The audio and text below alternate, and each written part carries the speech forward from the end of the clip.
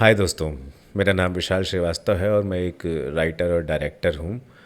पर मैं अपने आप को कन्वेंशनल राइटर और डायरेक्टर नहीं कहूँगा क्योंकि मामला थोड़ा अलग है।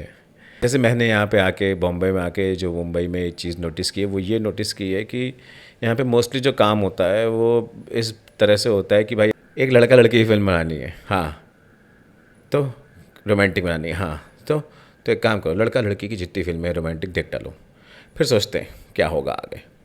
फिर वो जब 10-15 फिल्में देख लेंगे, मतलब ऐसे 100-200 फिल्में देख लेंगे, उसमें सीन निकाल के उनको रख लेंगे, जोड़ जाड़ के। जब वो लगेगा कि ये एक कहानी बन रही तो उस कहानी को बना के फिर उसके हिसाब से थोड़ा माहौल वहौल, थोड़ा हिंदुस्तानी पना, थोड़ी बकचोदी, थोड़ी वो क्या कहते हैं जुमलेबाजी डाल देंगे, फिल्म तैयार है। इसीलिए देखिए सारी फिल्में लगभग एक जैसी लगती हैं मोस्टली। हालांकि इसके बीच में कुछ अच्छा सिनेमा भी बन रहा है, लोग नई चीज़ें भी ट्राई कर रहे हैं, वो अच्छी बात है। वो है एक्चुअल सिनेमा ना, वो मतलब मुझे ऐसा लगता है कि सिनेमा जो चीज़ है वो एक आर्ट है ना, एक आर्ट फॉर्म है। तो उसको रियलिज्म करना है, जैसा है वैसा ही दिखा देना नहीं, अच्छी बात है। आप बहुत बड़ा मुद्दा दिखा रहे हो, जैसा है वैसा ही दिखाओ, मगर फिर भी जैसा है वैसा तो नहीं दिखाया जाता ना। उसमें ड्रामा डाला जाता है ना, चाहे कोई भी बायोग्राफी हो, चाहे वो आइंस्टाइन की भी बायोग्राफी हो, चाहे वो ओपेनहाइमर की बायोग्राफी हो, चाहे वो हमारे हिंदुस्तान में किसी किसी की भी बायोग्राफी हो, सरबजीत की बायोग्राफी हो, या तुम्हारे भाग मिल्खा भाग है, ये सब जितनी फिल्में हैं इन सब में भी ड्रामा डाला गया है। एग्जैक्टली वही वही थोड़ी होता है। धोनी की कहानी में वो लड़की मर गई, उसकी पहली गर्लफ्रेंड, ऐसा थोड़ी हुआ था कि मरी गई थी। तो वो ड्रामा डाला जाता है इंटरेस्ट बनाने के लिए, हुक करने के लिए ऑडियंस को। तो वो जो वो होता है, होना चाहिए, बिल्कुल होना चाहिए। पर अगर ये अलाउ है, ये करते ही हैं लोग, तो why not use cinema as like cinema कि हम जो चाहें हम वो बना सकते हैं। एक फिल्म मैंने देखी थी, मुझे याद नहीं आ रही, वो जो नया कैप्टन अमेरिका है उसकी फिल्म है। तो स्टोरी कुछ ऐसे कि स्पेस में दो लोग हैं, एक कपल हैं, वो गए हुए हैं है ना, स्पेस में सैटर्न के आसपास हैं, उनकी स्पेसशिप ख़राब हो गई है, उनको वापस अर्थ पे कांटेक्ट नहीं हो पा रहा, पर वो अर्थ के लिए निकलते हैं, कोशिश कर लेते हैं, चल देते हैं अर्थ के लिए। अब वो दोनों हस्बैंड वाइफ है, दूसरे अलग अलग लोगों से, पर वो वहाँ पे रह रहे हैं, एक साथ में रह रहे हैं, उन्होंने बकरी पाल रखी है, मुर्गियाँ हैं ना, तमाम चीज़ें हैं। उसके बीच में उनका ड्रामा चल रहा है, सब कुछ चल रहा है, ठीक है। फिर वो वापस धरती पे आते हैं और वो जो जिससे वो उनका रिलेशन था वो ख़त्म हो जाता है, और ये दोनों आपस में एक साथ हो जाते हैं, क्योंकि ये उस समय पे उन्होंने एक दूसरे के साथ होना महसूस किया जब जब एक्चुअली अकेले थे, जब एक्चुअली ज़रूरत थी। तो इस फिल्म में अगर आप देखोगे ना, तो इसमें जो स्पेस दिखाया है, इसमें जो स्पेस शिप दिखाई है, उसमें ऊन का इस्तेमाल है, उसमें है ना कटआउट्स हैं, कोलाज हैं, बड़े बेसिक तरीके से सुंदर है, मगर बहुत ही अच्छा है। स्पार्कल हो रहे हैं, ये सब हो रहे हैं, तो उस तरीके से दिखा दिया उन्होंने। उन्होंने कोशिश ही नहीं की कि नहीं हम स्पेस, रियलिस्टिक स्पेस दिखाएं। वाह भाई, क्या ज़रूरत है आपका, अगर आपके पास अगर कहानी में दम है तो वो who needs the real space. Of course Christopher Nolan जो करते हैं उसके लिए they would need the real space because they are putting the science in it. But most of the times the films are about the emotions in India at least. Bharat में जो भी फिल्में बनती, जो भी कहानियाँ होती हैं, वो इमोशन के बेस पे ही चलती हैं। अगर इमोशन नहीं तो उसमें साइंस पेल दो, उसमें ज्ञान भर दो, उससे कुछ होगा नहीं। खैर वो तो कोई करता भी नहीं यहाँ पे, वो भी अच्छी बात है। थोड़ा थोड़ा होना चाहिए हालांकि। खैर, तो मैं जिस तरह का लेखक हूँ, मैं जिस तरह का डायरेक्टर हूँ, मैं ये हूँ कि यार मुझे ये लगता है कि जो मैं बात कह रहा हूँ ना, कि it's a film, a cinema should sound like literature, it should feel like literature. उसको देखो चाहे उसको सुनो, है ना, उसको उसकी जो महसूसियत है वो साहित्यिक होनी चाहिए। वो ऐसी नहीं होनी चाहिए कि हर बात पे माँ बहन की गालियाँ ही चल रही हैं और रियलिज़म ही हुआ जा रहा है। आई कि रियलिज़म क्या है, पहले बात तो ये हमें समझनी होगी। रियलिज़म का मतलब ये नहीं है कि दो लोग बैठ के और अंडर प्ले कर रहे हैं। Underplay is not realism. Underplay is a rich people's thing, realism is a poor class thing, है ना। वो आम लोगों की कहानी, जो आम लोग हैं, जो ज़िंदगी जीते हैं, जो जूझते हैं, जो सफ़र करते हैं, जो जो सर्वाइवल पे होते हैं, वो उनकी कहानी होती है रियलिज़म में। जब रियलिज़म शुरू हुआ था, एडवर्ड मंच की वो जो पेंटिंग है, वो स्टोन ब्रेकर्स है ना, वहाँ से रियलिज़म की कथा शुरू हुई, आम लोगों को बात आई। तो ये लोग लाउड होते हैं ना, ये लोग कोई सटल थोड़ी होते हैं कि शाम को बैठे हैं, चाय पी रहे हैं, कह रहे हैं माँ मासी हाँ चाय बहुत बढ़िया बनाई है तुमने। अरे नहीं, उनको रोज़ नहीं मिलती होगी वो चाय। बड़े आदमी को रोज़ मिलती है इसलिए वो उसकी वो कदर नहीं करेगा। उसको जो चीज़ रोज़ नहीं मिलती वो आज किसी प्राइवेट चार्टर्ड, मान लो कोई लखपति आदमी बना है ना, यूट्यूब से बढ़िया बड़ा आदमी बन गया, अभी उसने पहली बार आज चार्टर्ड प्लेन खरीदा, वो चार्टर्ड प्लेन जब बैठेगा कितना ही बड़ा आदमी हो गया ना, अब उसके अंदर वो वाला वो लाउडनेस आ जाएगी। फिर जब उसमें रेगुलर चलने लगेगा तो आम बात हो जाएगी उसके लिए, चार्टर्ड प्लेन है चार्टर्ड प्लेन है ना। तो अगर कोई भी चीज़ जो कभी कभी होती है उसमें उसका रिस्पांस लाउड होता है, जो मंडेन होती है उसका रिस्पांस अंडर प्ले होता है।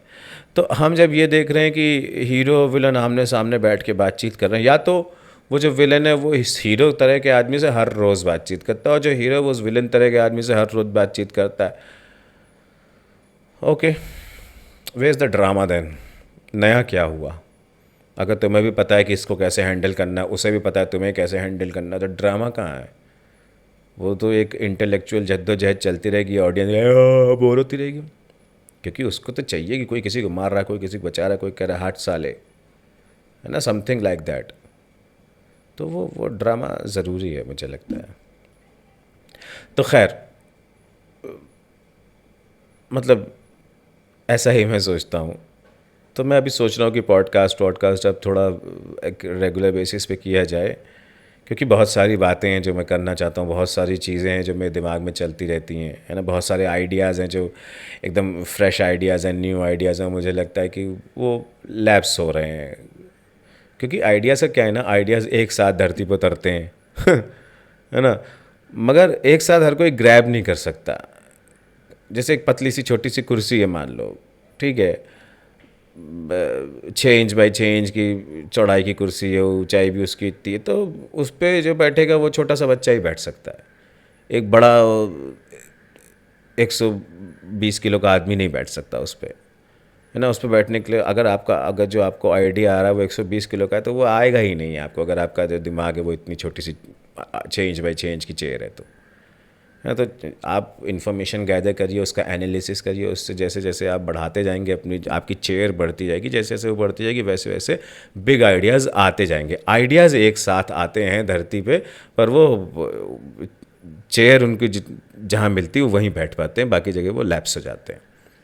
अब प्रॉब्लम कभी कभी क्या होती है कि मान लो कोई आइडिया आया, है ना, जिसकी तशरीफ़ मान लीजिए 2.5 फीट की है और इधर 2 फीट का एक चेयर है, और वो आइडिया वहाँ पे अटक गया, वो इधर या उधर न गिर के वो बीच में गिरा और वो अटक गया, इधर उधर से लटक रहा है, उतना समझ में नहीं आ रहा, पर ये आइडिया आ गया। अब आदमी उस आइडिया को लेके फैलने लगता है, मतलब फैलाने लगता है उस आइडिया को पूरी दुनिया में कि ये ऐसा है वैसा है, पर ऐसा वैसा कोई समझता भी है।